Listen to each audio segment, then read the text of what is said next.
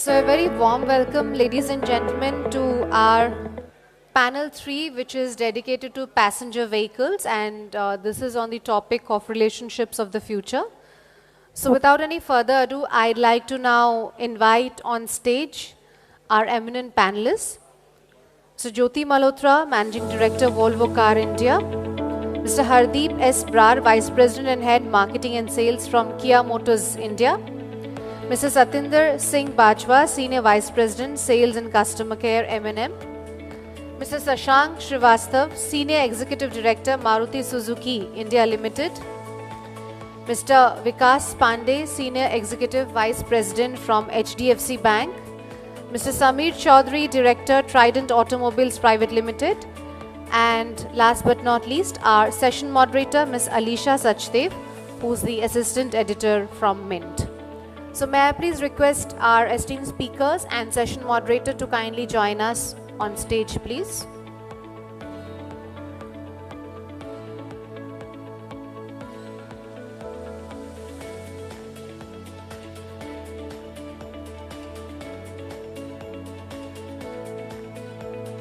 Ladies and gentlemen, may I request you to please join me in extending a very warm and hearty welcome to our panelists here. As you know that this is dedicated to our passenger vehicle segment, and with these words I like to now hand it over to our session moderator, Ms. Alisha Sachdev, and I request you to kindly take over.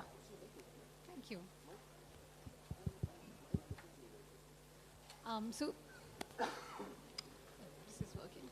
So this session is on relationships between automotive manufacturers and dealers, and I'm sure of great interest to everyone who's here, predominantly dealers, of course. Today, I'm also told that, one OEM has announced that they've actually redone their dealership agreement to include a lot of the asks that the Federation, has been speaking of, as part of its proposal for a model dealership agreement. And I start here because it has been a key ask for a long time. And of course, dealership agreements, is really where the relationship starts on paper between manufacturers and dealers. So I'd like to begin by getting everyone's, views on the model dealership agreement, why that is necessary, and why, there is this, pervasive feeling that perhaps dealers in India and dealership contracts in India are not as transparent or balanced, as they are elsewhere in the world. There are international markets where dealers believe, contracts end up being a lot more fair. So just because we have a lot of OEMs on the panel, let me start with you, Mr. Brar, and get your views in. Good evening, everyone. Thank you, Alisha, for that question. So coming straight to the point, we have the dealer agreement, which is to be renewed in some time. So there are three things that we are working on. It is not finalized yet. There are certain terms and conditions on the dealer termination clause, which we are reviewing. I think that should be the last thing that we should be discussing in this forum, but I'm telling you as it is coming to my mind. There are points on the training program, which are the training program as to how we share the fees, training cost of the organization. We are looking at that. There's a clause on the spare part inventory for the dealership. How do we make sure that the inventory is taken care of? So these are top of the mind 3 points which we are exploring right now, and I think they should be part of our agreement as we move forward. But once it gets finalized, we will communicate accordingly. But very importantly, from an Indian perspective, I think we talk about, here we are talking about letter, but I'm a firm believer. I think spirit is far more important than the letter, how we have trust within each other, because as we say that actions speak much louder than words. You may write X, Y, Z in the agreement, and I'm not saying it is not important, but spirit is far more important than how we really work with each other, trust each other, and work towards the organizational goals. Shashank sir, you've been in the market for years now, and of course with with the large brand that you have and the large presence you have, this would not be possible if your network wasn't happy with you. So I'm sure that there is lots you're doing right. But what are your views on the necessity and the need for a framework like a model dealership agreement, and what are your commitments to that? Yeah, so I think, Alicia, we did discuss this topic last year as well in the same forum. At that time, that was just a preparatory sort of work that FADA was doing in this regard. And I think we have come a long way, and FADA has done great work in that direction, because I believe that all forms of agreements and contract, not just dealership agreement, but and not just in auto industry, but across the world, we should constantly review and improve. And clearly, I think the sense I got from last year's discussion on the sidelines with the dealers, as also within the panel from the dealer representative, was that the dealership agreements in India are really one-sided. And therefore, it was felt that they are sort of unfair. So clearly, if that is the thought, then obviously one must review it, and there is no doubt that we should. Even if you think that the agreements are good, even then you should review it, because business environments change, laws change, requirements of the industry changes. So that part is fine. But on these specific clauses, which I think some of the changes have been suggested in that model contract, the dealership agreement. Some good points, I think already many of the OEMs, including Maruti Suzuki, are covering training costs, as he said, Barar said, has been for Maruti Suzuki. We do have that thing. There are certain things which have been mentioned, like if you appoint a new dealer in a territory, you should give a very advanced notice, etc. Now, those are things which we need to sort of finalize. People say like termination should be a minimum 120 days advance notice, etc. Clearly, there is merit in that, but we need to discuss it to see what is that time frame which is probably right. So it surely can't be immediate, like in some of the agreements are, but it also depends on the nature of transgression, or nature of the clause that is being, or the action at the dealership which has happened, which has resulted in this. But to the larger point, I fully agree with Hardeep here that it is not about the what you write. It is about the spirit and the trust. And I feel that the trust between Indian dealers and OEMs is huge. At least I feel that for Maruti Suzuki. That's the only company in the auto industry I have worked for. I think there is a huge amount of trust. And that's been built over many years. In fact, when you said we have, of course, a very large network, 3,500 outlets, 340 or 50, 41 parents, dealer parents, we have had very few attrition. Very few. And generally it's because of factors not necessarily related to any misunderstanding between OEM, but you know, at some problems at the dealership itself. So we must build trust while we continue to review the specific clauses which have been recommended as the model agreement. I think this is a good time to bring Sameer in to, also hear what the dealership side of, the dealership point of view here is. We've heard views from two manufacturers. So, Shashank sir, of course, spoke about, that there should be some dynamism in every contract, and it should be reviewed from time to time as, the environment in which one operates changes.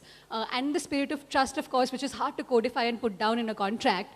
But when you do speak of a contract and, there is this pervading sense that there is some lopsidedness which does not favor dealers, and, the announcement that we've heard today from, an OEM about, revisiting some of these changes and accepting much of what has been proposed by FADA. Are you satisfied to that effect? And some of the points raised by, again, Shashank-san about, what the finer nitty-gritties are of what's feasible even from the automaker's side. Are you largely in agreement that, this should be a conversation that will, that'll have to go on instead of just, putting pen to paper right away and saying that this is the way to do things for the foreseeable future? Um, Let me first start by saying that, we started this conversation 3 years ago. It's not started yesterday.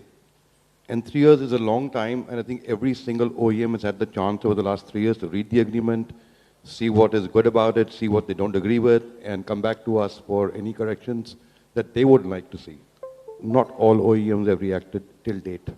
Some have not. You saw Rajiv Chhabra said MG is already adopting it. On the other side, there are OEMs who have not even read it yet. If they've read it, they've not at least come back to us about it. So there are two ends to the spectrum. The model dealer agreement is just one part of it. Our topic is relationships of the future. And how are we going to work with each other tomorrow? And the word trust has been used many times today, in the morning also, right now also. And I firmly do believe that trust is when two people work for each other. It's not one-sided. I trust you to look after me, and you trust me to deliver what I'm supposed to do for you. And sometimes you find that OEMs walk a very thin line where trust is concerned. You take a decision without talking to the dealers, and then you hope that the dealers will abide by your decisions. I think that's a little rough for the dealer. I think any decisions which impact a dealer or a relationship with an OEM or dealer must be discussed fairly, especially if they're financial in nature, whether they're procedural in nature, whether they're policy decisions which impact a dealer. Then only trust will build. And if you want a good relationship tomorrow, you cannot have low trust. You have to have high degree of trust. So I think we still have a lot of ground to cover. It's not that we've not covered any ground in the last 3 years. Clearly, we have covered ground in the last 3 years. But let's not forget, last 3 years, the markets have been very good. And when the markets are good, the relationships are always better. It's when the markets are bad, when the stocks are building up and the pressure is there on the OEM to push the metal on the street, then the whole relationship starts looking a little different.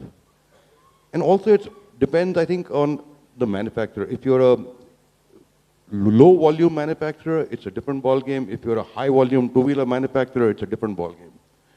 So these things impact. But trust, like I said, from the morning it's been mentioned many times, and we need to work on that. So clearly there needs to be, a method and process to building trust also, and not just this abstraction that we keep referring to. Mr. Bajwa, let me come to you. As Samir mentioned, the last 3 years have been good for the passenger vehicle market, and one of the big beneficiaries of that has been Mahindra too. But what would you say, to some of the concerns, he raised? We have seen the bad phase in the market as well, where there have been manufacturers, there have been abrupt exits, and dealers have felt blindsided. There have also been conversations around franchise protection laws, and to that aspect, what can be done in the country. But where do you see yourself, on the model dealership agreement? Do you think there is work to be done to ensure that dealers feel that they're fairly treated? Thank you. Very good evening to you all. I think first and foremost, I think dealers are extended part of our family. I think that's very important for us to understand. And terminating a dealer is as painful for a dealer as painful for a manufacturer also. It's not an easy thing to do. And especially at M&M, and I would talk more about M&M, I think we hold our dealers in very high esteem, and our relationship with our dealers is, we hold it very high. The worry, as Bradsan and Shashank also just mentioned, that, it is all about trust. Yes, there have been some incidents in the past why dealers today are forced to, look at these dealer agreements. I mean, it is all out of certain circumstances that we are not talking about dealer agreements. Earlier, we never spoke about it. But I think that phase probably is over. Industry is going to go through a good phase now. And Samir, as you said, yes, I do agree with you. When the situation is different, when demand supply is different, you have different type of stress. But I think as a manufacturer, we all need to understand this, and we have to, I would say, be very, very mature when it comes to handling dealer relationships. And I'm sure every manufacturer is looking at that. And for us, for every manufacturer, dealer is a very important, integral part of the entire thing. Because I think we heard Dr. Goenka saying, without dealers, I don't think manufacturers can also do anything. Let's understand that reality. So Coming back to your point on model dealer agreement, yes, we have gone through the model dealer agreement, and we are looking at what are some of the things that can be incorporated. See, let's also understand that you cannot change the entire dealer agreement. Yeah, that's also a reality. But then there are certain good suggestions that have come out of it, which can be definitely implemented, can be implied in our dealer agreements. And dealer agreement, I think for every manufacturer, 2 years, it undergoes a change. Every 2 years, you change the dealer agreements. Yeah? So we are also studying, we are also looking at that, and wherever it is necessary that some changes are to be implemented, and they are good for both manufacturer as well as the dealer, I think why not? Okay. Jyoti, if I can come to you now, do you think that as far as Volvo is concerned, you would consider implementing a revised agreement? It's a question as direct as that, but also give us your broader views on, as some of the other panelists mentioned, what aspects of dealer agreements need revision at this point, and what aspects do you think work well, and perhaps there should be some consensus between OEMs and dealers that what works well should remain, and again the other things that don't can be a conversation that you all can keep having. Yeah, Alisha, so I think just to take it forward, I think we have heard about relationship of future is what we're talking about. I'm not sure if that mic is working. Is it okay now? Yeah. Okay. So what I was saying is that we just heard a good conversation around what sort of relationship we need to build with all the dealers, and as Bajo was saying that relationships are to be built, and for us, I think all OEMs look at our dealers as our partners. I think they are retail partners. That is the most important thing. And we heard a lot around trust. Yes, trust is very important. Spirit is very important. And the trust is built based on actions, based on experiences. And I think what we believe is to build those relationships, in any relationship, whether it is a commercial relationship or a personal relationship, you need to be good in listening. If you are a listening organization, I think relationships can be built. And this re-looking at agreements is part of that listening organization. Listen, and I think this is what Shashankji also said. When you hear things, you look at things from various angles and then take it forward from there. And I think look at what needs to be changed, what are things which are relevant, things become irrelevant over a period of time. In my view, I think what we should be looking at now, I think globally when we see being a multinational, I can say, the world is moving towards a different model, right? Today, it is all wholesale-based model to more, I think, retail partner sort of transition is likely to happen. It may take some time. I think internally, it is very important that we look at that, and that's a stage where we work together with our retail partners and see this is the change which is coming. This is how we need to approach to ensure that interest of both sides are balanced, as you said. And the way we are looking at this model agreement is we are sort of trying to look at this from a global perspective. Because as you started by saying that maybe in other countries or globally it is more balanced and not so in India, I think it is a good reference point to look at the model agreement which has come versus how it is in other countries, and then see what is important. But I think do it now in light of transition. I'm sure every company has a different direction when it comes to future. And we are looking at from that perspective that if we are moving towards a different model, how should we now incorporate what we listen, what we believe is the right thing to do, and make the changes accordingly. I think that is, how we should be approaching, and that's how we should do it. Thanks. So I'll touch on what you also mentioned about how the relationship is changing in terms of, let's take the example of what Mercedes-Benz implemented, I believe, a year and a half ago, if not 2 years ago, which is that the OEM actually controls the inventory, and then dealers are the retail faces of the brand. And the invoice, there is greater transparency in terms of customers being able to see one price across the country. They have transparency in terms of being able to see inventory, what's available, at what price are they getting it. So negotiations, and the time you spend there, and what can possibly result in dissatisfaction at some levels goes away. So Shashank sir, if I can ask you this question, do you think that a model like that, which works for, relatively smaller volumes, luxury manufacturers like a Mercedes-Benz, can perhaps also be implemented for a more mass market player with higher volumes, or do you think the dynamics there are slightly different? Yeah, I think the jury is still out on that agency model that you are referring to of retail. It's started with the experiment. Mercedes did it in South Africa, in Austria. These are the smaller markets. Sweden. Toyota is doing it in New Zealand, Australia. Honda is doing it in New Zealand. But now Mercedes is doing it in some larger markets like UK and Germany also. Certain parts, certain models in larger numbers. So I think that model is still being tested. There are clearly some positives of that model, but then as in any model, negatives as well. I think the positives are the dealer doesn't have to carry inventory costs. He just does the test drives, the delivery part, and the documentation part. Whereas the advantage for the OEMs is that there is no price cutting, there is a fixed price. Dealers can focus on the marketing of the vehicle. And then there are negatives also, because clearly what dealers bring to the table is their entrepreneurship. I think I remember Mr. Sanghi talking about it last time, that this is something which, and it's a great point, because it is not just about pure transactional mathematics. There is also an entrepreneur angle to it. There is also a customer angle to it. How do you find customers? How do you make them happy? How do you build that brand loyalty? How do you get brand advocacy? So it's not simply a transactional model. So I think it's an interesting model, but Alisha, there are other models as well.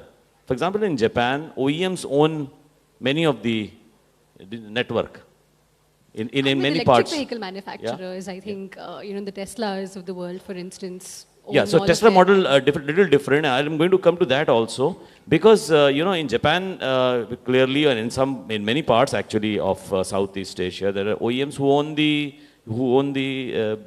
showroom. It's not really an agency model in that sense, but it is possible that. But there, I think there is an entrepreneurship lacking, and it may not work in all cultures. Probably it won't work in Indian culture. Probably, that's one of the learnings we have had when we have examined in great detail all types of models, including the Tesla you're referring to. And Tesla is more like it's a direct to customer. Even there was initially no showrooms when Tesla started. It was just pure online sort of thing. So I think there will be a coexistence of different types of retail dealership models. Agency model, I think it's a little difficult when it comes to mass market, because for example, if Maruti Suzuki was to manage an inventory, we sell about 150 cars, 150,000 cars, and keep an inventory in various places of all the variants and this thing, it might be a little tough. So I think it is more sort of amenable to smaller volumes, but we'll see how the experiment unfolds when Mercedes is doing it in UK as well as Germany, where the volumes of Mercedes is much higher. Right, that's certainly food for thought. Mr. Brar, have you considered a model like that, when it comes to Kia in India, let's say? Frankly, no, we are not looking at that. But again, as Mr. Shashank Srivastav mentioned, first of all, I think nothing is impossible in this world. If you start getting into it, you can actually do it. If you want to get into that model, but we need to look at the pros and cons, right? When it is a mass manufacturer, your production, the whole company's profitability works on certain minimum volumes, right? So if you don't do that certain minimum volumes, the pressure is coming back onto the manufacturer, and if there's a manufacturer is under pressure, of course the pressure is going to come down to the entire channel as well. So it's very important. What happens is when in case of this channel, the pressure is not there in the market, which is good in a way that, there is perfect discount control in that situation. For example, in this case, in case of Mercedes-Benz, the earlier margin was about 10%, which was reduced to about 5%. I'm talking about the ballpark numbers. Imagine if it was 10% overall. I don't think any of the cost which have that 5% actually would have gone into a dealer pocket during a scenario like this, because there were no stocks, no discounts, which was earlier going into that. right? So in this case, probably the manufacturer got benefited, and whereas in rest of the other cases, the dealers have got more benefited in that. So as Mr. Srivastav said, there are pros and cons to everything. We need to weigh what are the pros and what are the cons. And I think Mercedes-Benz is a perfect example that we can look at as as we start thinking about whether this model can be implemented or not. Mr. Bajwa, same question to you really. Have you studied the model? Do you think it lends itself to a brand like M&M? And also the pros and cons bit, that both of them just mentioned. From a dealer perspective, have you received any feedback from dealers, that this is a model that they might be interested in, or are they more interested in, the conventional dealership models that we do see? So frankly speaking, no feedback from the dealers as of now on this, number one. Number two, yes, Mercedes model, I believe what I hear from Mercedes dealers is working quite well for them, but let's not forget that they are handling a very limited volume, number one. Number two, the customer is matured. I mean, he's gone various life cycles of owning vehicles and then reached a level where he can decide a model, he can decide a color and buy a car. In our case, I don't know, I'm not too sure whether for mass market players, whether this model has been tested anywhere globally or not, because I haven't heard of it, so very difficult for me to actually comment on it. But for a mass market player, see even today if you look at our customers, you have customers who want to see 4 cars in red color and that too with specific tire brand and all that stuff. How do you address all those things going forward? I mean, to me, specifically for us, the mass market customers, I don't think they have reached still that level where they can really pinpoint that this is what they want to pick up. So I have my own reservations that we've reached that level of maturity today, that we can implement this. But yes, definitely, we would like to study if there are certain countries where these kind of volumes are being handled through this model. Yeah. Mm-hmm. So why not? I think if it makes sense going forward, yes, of course. So that's an interesting take also, given how, recently, and this is what I hear from dealers a lot, that customers are so aware now, they know exactly what they want, they're spending lesser time in dealerships and, they come with their minds made up.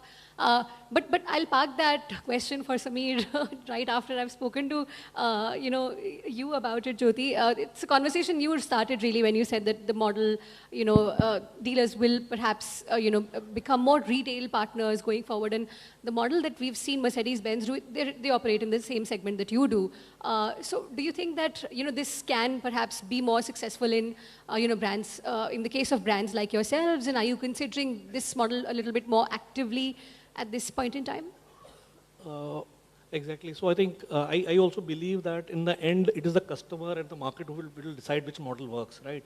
I believe that for our luxury market, I think this model could be a way forward. And the way we are approaching this is that rather than going full hog, we are going step by step. So the one car line that we have already introduced, which is the first electric car, we have taken that approach. That car is available, what we call internally as online and direct sales. So customers can book online, but what our belief is that this is a complementary channel. It is not going to replace dealers or it is going to sort of come as an alternative. This is a complementary channel. So today a customer believes that, and as Vanya was also saying that, depends on the maturity of the customer, maturity of this market. Our customers are, I think, very keen on buying with a lot of transparency and I think convenience. I think this model does offer that. And I think, yes, I think the pros and cons have to be weighed in. So we are actively, as we speak today, we have already done it like about last 2 months. And we are in discussion with our dealers. We'll see how it works and before we take it to next models. So that was I was saying, I think listening is very important. The approach is like I think in IT industry they call MVP, go with an MVP, a sort of a minimal viable project, learn from it and then adopt it to the market reality. So that's exactly what we are doing. And my early take is that if the model is a win-win for manufacturer, for customers and for retailers, if there is a win-win, it will succeed. If there is, even one of the parties is not sort of looking at it from a win-win situation, things may not work out. I believe that this model in our industry, in our segment, has a potential to create a win-win.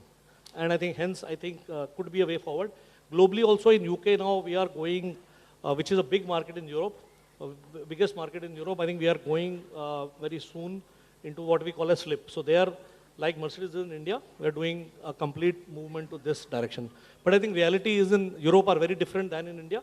And as I think within Asia Pacific also we are looking at different ways how we approach it. So those are my views. Thanks.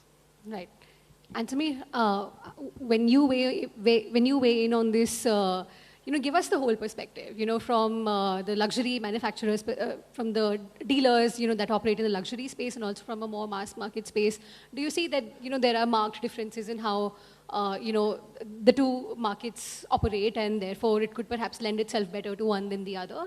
And what's the general expectation from the dealer community? Do you see this as a model that, benefits you as much as it does the OEM, as, Mr. Brar mentioned, perhaps sometimes ends up benefiting the OEM more than it does the dealer?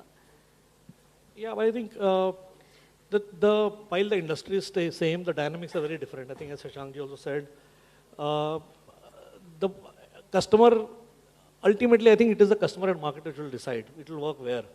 And yes, I think in the mass market, it's a different ball game as to how things have to be managed and how this can work. And as I was saying earlier, yes, I think I can talk more from a luxury perspective. In this market, customer being more mature, customers, and in India, the size of this segment is actually very small, right? If we look at a throughput at any dealership, on one side, Mercedes being the biggest and us, a smaller player, the throughput is still very limited and manageable, right? When we are saying that we have to manage inventory centrally, I think it is very challenging to manage one single pool for, let's say, Maruti with the sort of volume it is, versus, because end of the day, customer wants car to be delivered faster. I think this model also means India being a large country, if you have a central pool, delivery will take time. It won't happen the way it should be. I think mass market sometimes, okay, we talk about today's situation where demand, supply is in a different situation, but we know it's a matter of time. Market will move where supply and demand will be the way it used to be pre-pandemic, it will go there. And how this model works at that time will be the real litmus test. And I think we need to sort of wait for some more time before we say, and as I said, the jury is still out, how this works out. But my belief still is that in our industry, this for the segment, the luxury segment, it will work. It has all the potential to work. Mm-hmm. And if we create a win-win, right. That's, yeah. Right. Samir, really the same question to you. So like you said, everyone is saying nobody knows how it's going to go. But one thing I can tell you is for the manufacturer, the dealer is going to do all the work still.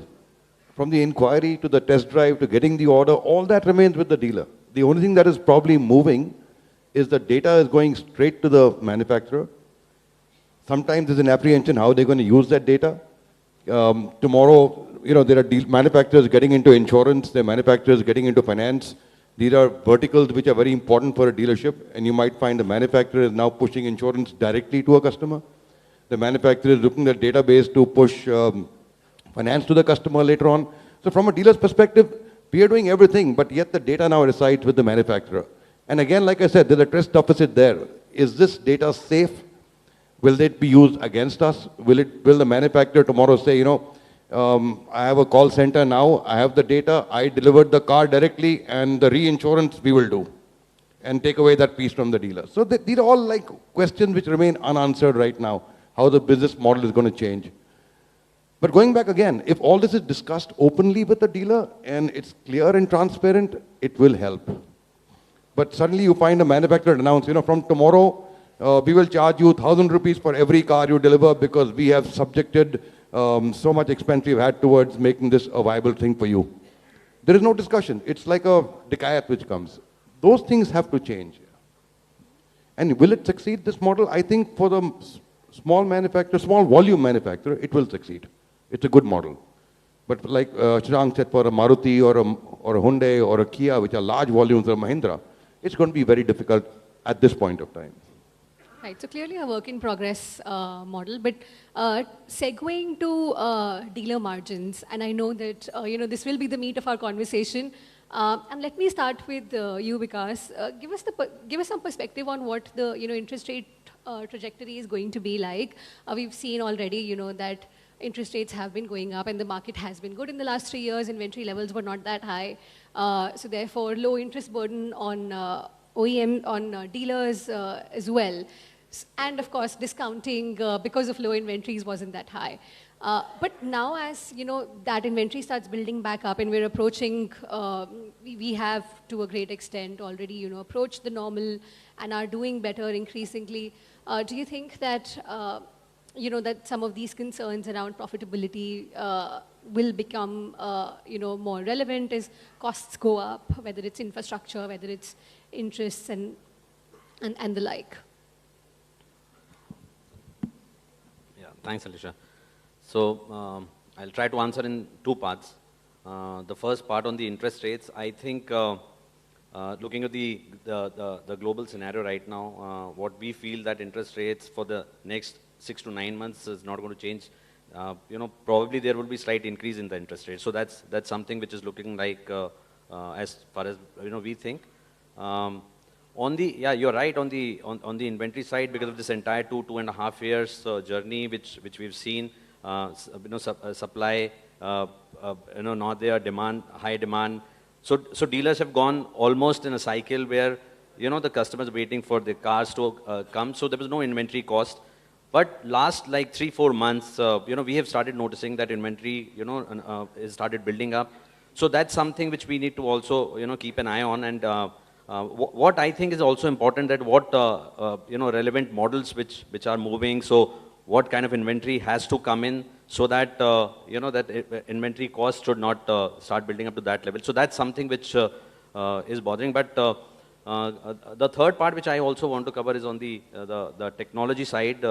Definitely, something as you're saying that technology will change the game. And, the entire change is coming so fast that, everybody has to be ready with that, whether, we've spoken about the models. So while I don't have too much of say there, but on the sourcing model, definitely I would like to add that there's a huge change which we are seeing from the banker's lens that the acquisition and the sourcing right from, and I would like to just touch upon 3 data points that almost 95% customers are now going online for research to decide which car to buy.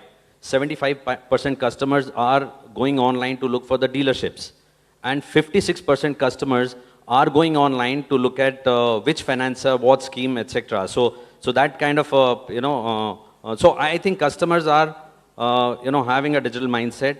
So that change which is coming. The cost side also will start changing. We, as a bank, the entire finance journey, we are also we are changing.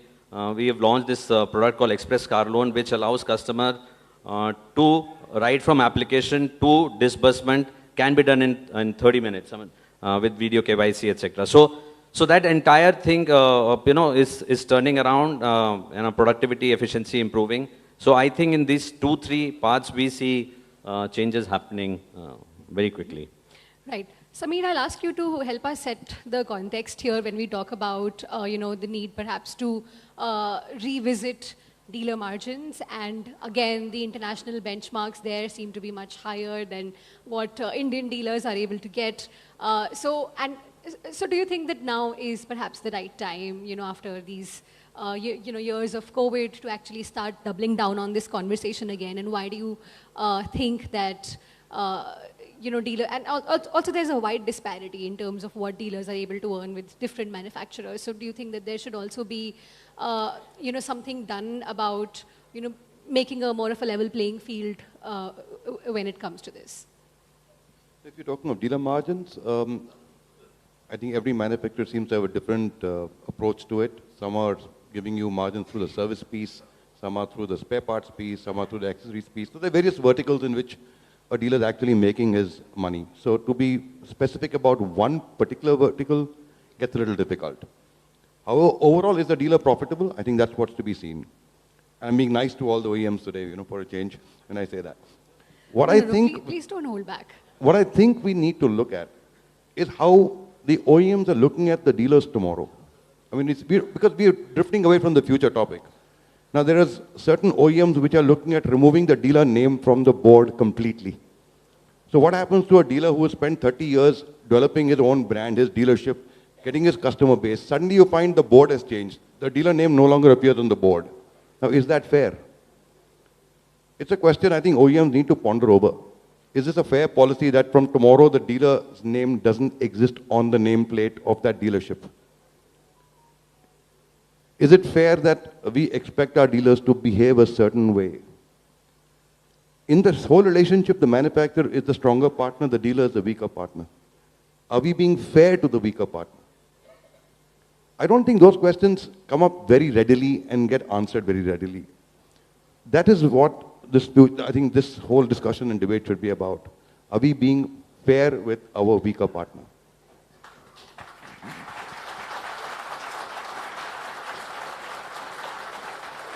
So that question, that's drawn a bit of an applause.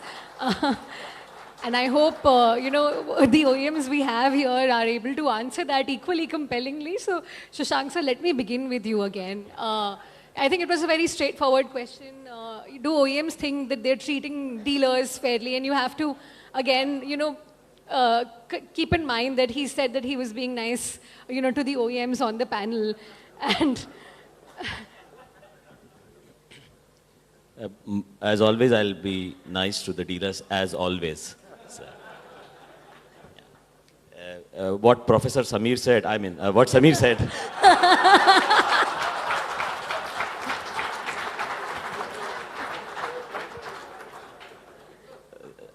These inputs are really good, of course. We have to be fair. We have to be considerate. We have to go into the details. I think these are fundamental principles which every OEM and the dealership has to follow. One common understanding, and I'm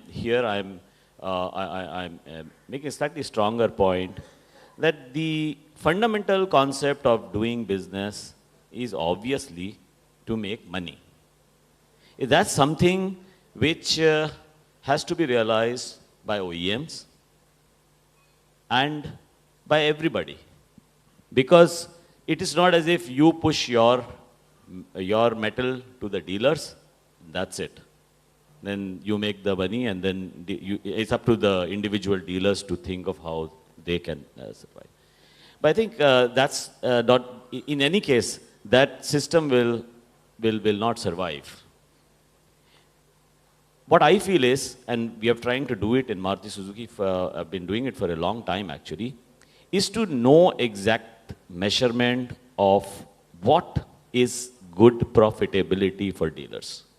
So some dealers define it in terms of return on investment, ROI. Some people define it in terms of ROCE, which is on capital employed.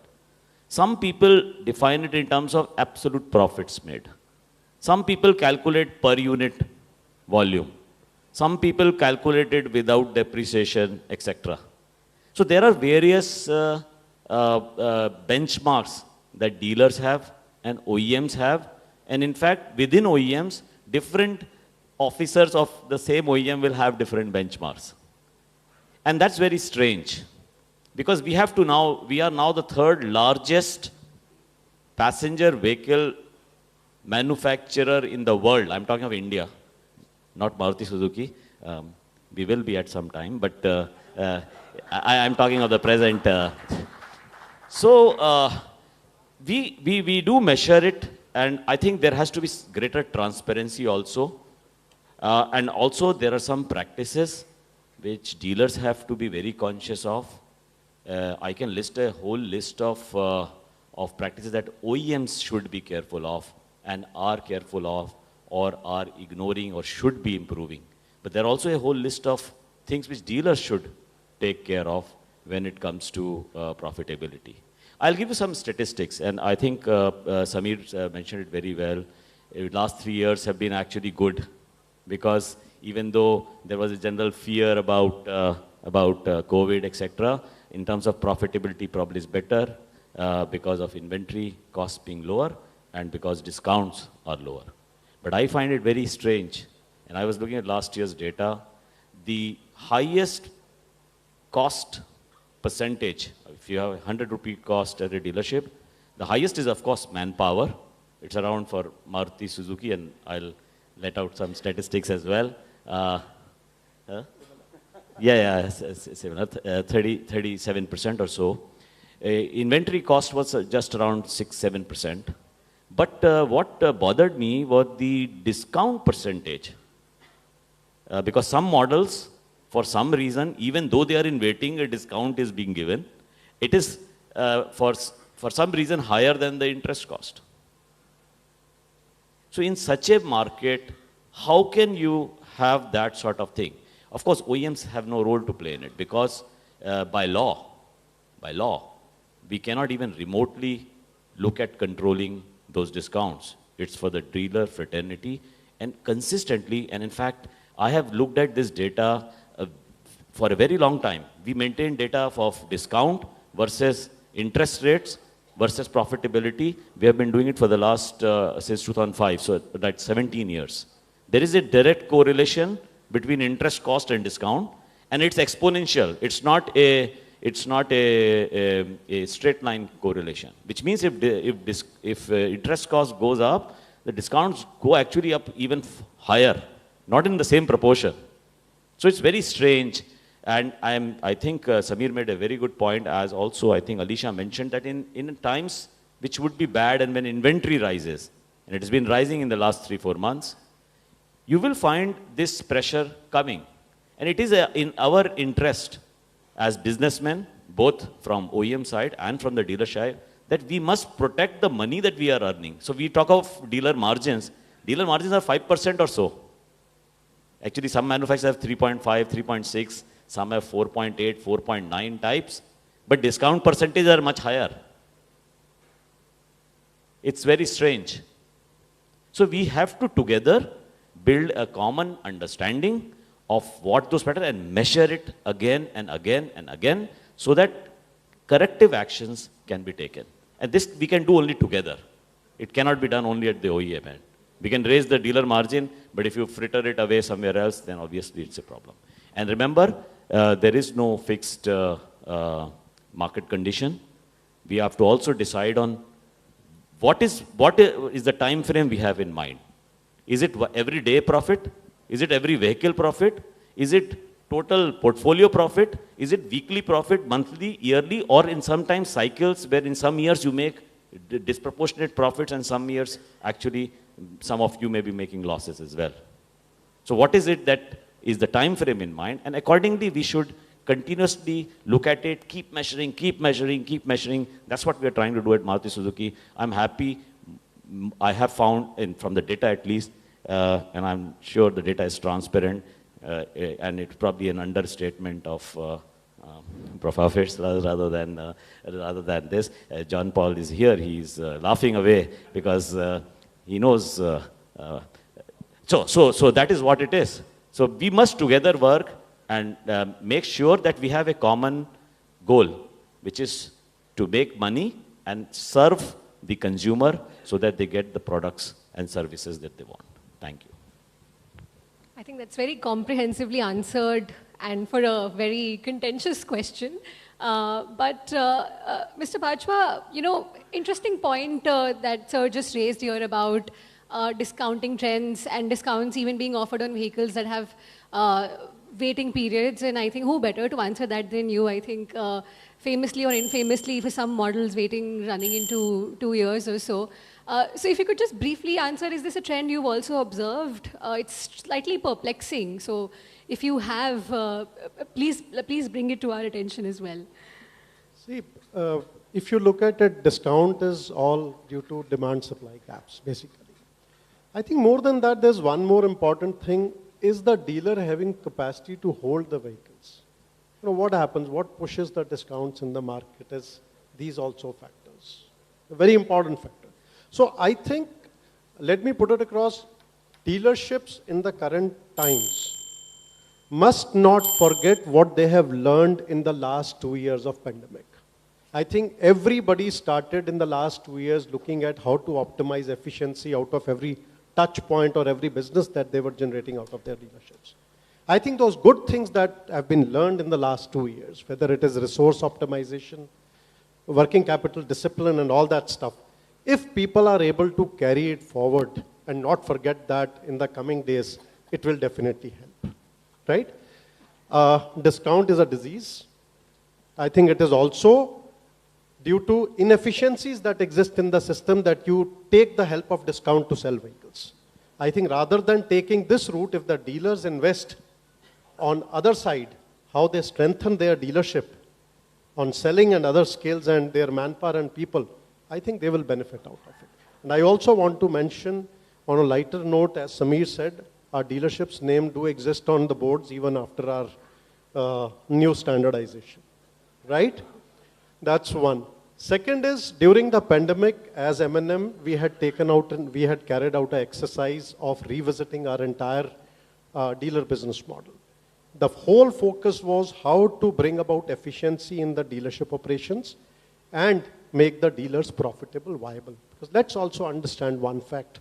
Today, manufacturers are also not in a position to offer those healthy discounts and healthy incentives because all these regulatory issues and your other issues in terms of cost of material, everything going up, everybody is under pressure today. So you can't offer those healthy discounts and everything in the current context. So I think everyone has to be mindful of this and has to take care of themselves, what I would say in the competitive market. Right. Thank you for taking the time, gentlemen, and addressing these issues very comprehensively. I personally took away a lot of new insight. And of course, the relationship between automakers and dealers will also evolve a lot, I believe, going forward, as well as with customers, as we're going to see so many more connected vehicles. We're going to see software design vehicles, over-the-air updates. I believe remote diagnosis, glitches will be fixed, digitally over the air. So I believe there is lots more to this conversation, but we're out of time. But I trust FADA enough to keep having this conversation eventually in the course of time. But thanks so much for today, and thank you all of you. Thank you, Ms. Sachdev, for spearheading the deliberations, and thank you so much to our panelists for sharing their wonderful insights. I would like to now, ladies and gentlemen, invite Mr. Sai Girdhar, Secretary FADA, and Mr. Mohan Himmat Singha, Past President FADA, to kindly felicitate our speakers. Let's have one more round of applause for our panelists.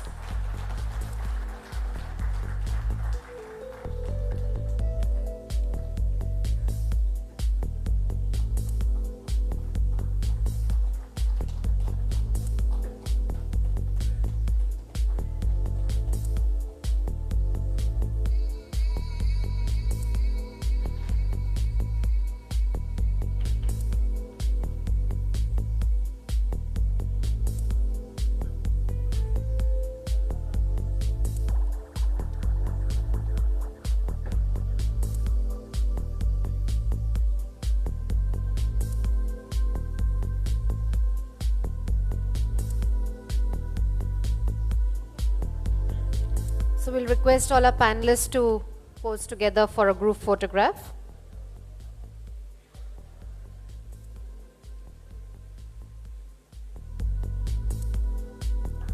Thank you.